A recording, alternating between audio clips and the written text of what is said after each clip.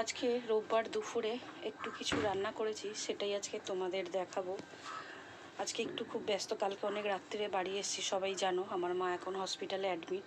তো কালকে ভেবেছিলাম ব্লাডটা পেয়ে গেলে ব্লাডটা চালিয়ে তারপর বাড়িতে আসবো। কালকে অনেক রাত অবধি ওয়েট করার পরেও ব্লাডটা পাওয়া যায়নি। আজকে সকাল 10টায় বলেছে ব্লাড দেবে। তো সেই যাই হোক, সকালবেলা আমার ভাই, আমার হাজব্যান্ড, আমার জায়বু টাইবু সব চলে গেছে। আর কালকে যেহেতু সকাল থেকে হসপিটালে ঘুরছিলাম, আমি ওষুধপালা, আমারও শরীরটা খুব একটা ভালো না, ওষুধপালা টালা কিছু খাইনি বলে যাই হোক কালকে আমি আর চলে এসেছি ব্লাডটা চালানো হয়নি বলে। কালকে অনেক রাত্রিরেই বাড়ি এসেছি, ঠিক রাত্রি 12টার পর। তো আমাদের বৌমাটাকে তখন রেখে এসেছি মায়ের কাছে। এখনও বৌমাটা আছে, তো বাড়িতে তো লোকজন আছে, সবাইকে যেন খেতে দিতে হবে। তো দেখো আজকে কী রান্না করেছি তোমাদেরকে সেটাই দেখাবো। একটু তাড়াহুড়ো করে রান্না করে নিলাম। যতই বিপদ থাক, ঝড় থাক, ঝাপটা থাক, বাড়িতে বাচ্চা কাচ্চা আছে, আরও 5টা মানুষ আছে। যাই হোক, শাশুড়ি মা ঠাকুরের আশীর্বাদে এখন শাশুড়ি মা সুস্থ আছে। তো আজকে একটু রান্না করে নিয়েছি। তো চলো কী রান্না করে নিয়েছি তোমাদেরকে আজকে দেখাই। আজকে করে নিয়েছি, এই দেখো, লাল লাল একটু ধনেপাতা, ঝিঙে, আলু দিয়ে, মাছ দিয়ে কাতলা মাছের ঝোল করেছি সবাইয়ের জন্য একটু বড় করে। এখানে করেছি একটু চিকেন কষা আলু দিয়ে, এটা করেছি উচ্ছে আলু পেঁয়াজ ভাজা, আর এটা করেছি একটু চিকেন স্টু, পেঁপে গাজর আলু টালু দিয়ে। এটা একটু বিকেলবেলা মায়ের জন্য নিয়ে যাব বলে একটু স্টু বানিয়েছি। তবে তোমরা ভাববে অসুস্থ মানুষ এত লাল লাল করেছো, তো এটা কিন্তু লঙ্কার ঝালের লাল না গো, এটা টমেটো দিয়েছি তেলের ওপরে, তার জন্য এরম লালটা হয়ে গেছে। এটা পাতলা স্টু, একদম পাতলা করেছি। তো এই কালারটা লালের জন্য তোমরা ভেবো না যে ঝাল দিয়েছি বা রিচ করে করেছি, একদম পাতলা ঝোল করেছি, শুধু টমেটোটা দিয়েছি বলে এরকম কালার এসছে। তো আজকে দুপুরের, রোববারের দুপুরের আমার রান্নাগুলো দেখছো কী করেছি।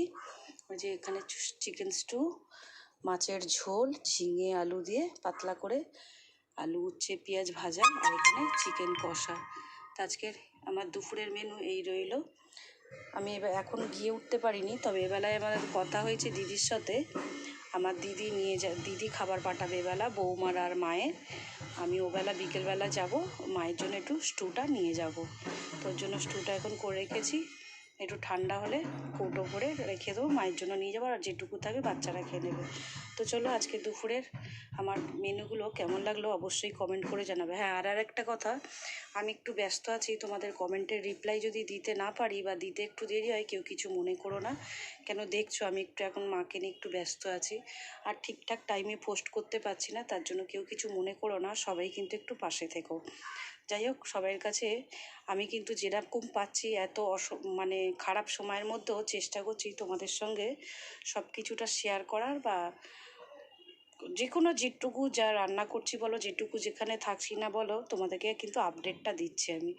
তো সবাইকে বলবো সবাই কিন্তু একটু পাশে থেকো। দেখছো আমার একটু এখন খারাপ সময় চলছে, সবাই মিলে একটু প্রে করো যাতে আমার মা সুস্থ হয়ে যায়, তাড়াতাড়ি সুস্থ করে জানি বাড়ি আনতে পারি।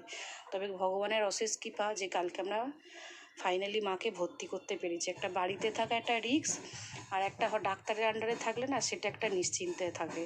যাই হোক, আমাদের এক দাদা ছিল, সেই দাদা আমাকে অনেক হেল্প করেছে। আমার ছেলের সুইমিং ক্লাবের এক দাদা, সেই দাদা প্রচুর সাহায্য করেছে, হেল্প করেছে। এখন জানো তো সাধারণত হসপিটালে গেলে কিন্তু বেড পাওয়া যায় না, ভীষণ প্রবলেম হয়ে যায় সাধারণ মানুষদের জন্য। তবে দাদা ছিল বলে দাদাকে ফোন টোন করতে দাদা ব্যবস্থা করে দিয়েছে। যাই হোক, সবাই মিলে একটু প্রে করো যাতে আমার মাকে সুস্থ করে আমি ঠিকঠাক করে বাড়ি আনতে পারি। তো চলো আজকে দুপুরের শুভেচ্ছা জানিয়ে ভিডিওটা এখানেই শেষ করলাম। তো চলো, টাটা।